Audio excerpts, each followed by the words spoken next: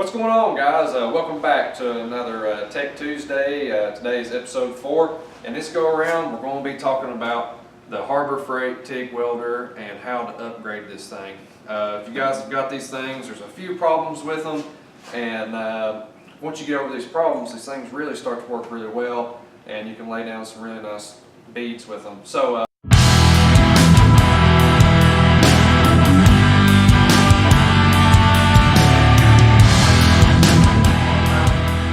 I upgraded to was a pedal. This is a really simple and pretty cheap pedal that you can buy from Eastwood, and it does directly bolt in to the Tig Welder here. So Dad, if you would look over here at the welder real quick. And what I've done is it plugs directly in, and you can still leave the original plug-in for the button that's on your torch. There's sometimes or situations to where it's handy to not use the pedal, and like if you're laying down or anything like that, you can still use the button on the torch. So we'll go back up here and we'll look at the torch and I'll show you guys something. Okay guys, so here is our Tig torch here, and this is the stock one that comes with it, and all I've done to it is I've put the FUPA 12 gas lens on it.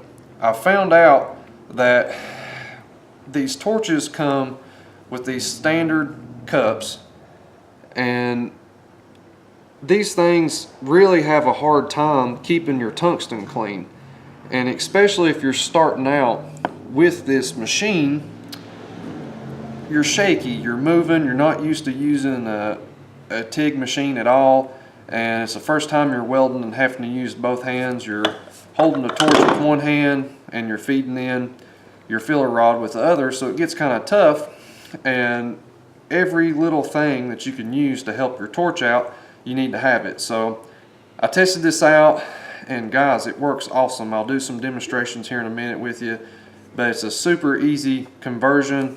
All this stuff just screws together real nice and easy, and there it is. There's your actual gas lens, there's your cup, your tungsten. The stuff just screws together, super simple, super easy. This is the tungsten that we'll be using today in this little example here, and we'll lay down some beads, and I hope you guys enjoy the video.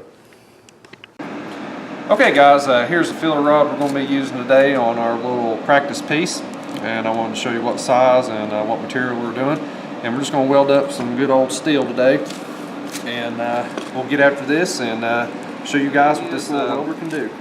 On these Harbor Freight welders, the torch is really kind of funky on them, and I wanted to show this with using their torch so you guys could spend the least amount of money as possible. And this thing works. It actually works really well, and you kind of have to get comfortable with this thing, and you kind of got to play with it until you get there. But I kind of like holding it like a pencil. I can really walk the cup really nicely in straight lines, and sometimes I get in areas where I need to hold it like this and really get in there. And for this demonstration, I'm going to kind of hold it like this right here, and we're just going to walk this cup in here, and I'm going to show you what kind of nice little weld it'll do, and we'll use the foot pedal and go from there. Alright, go ahead and pause it.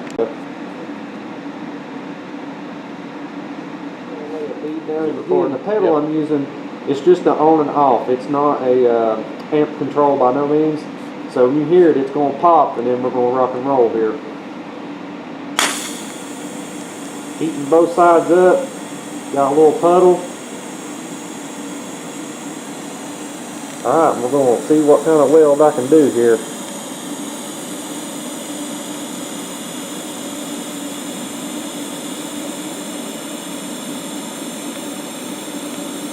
Oh yeah, this thing's doing good.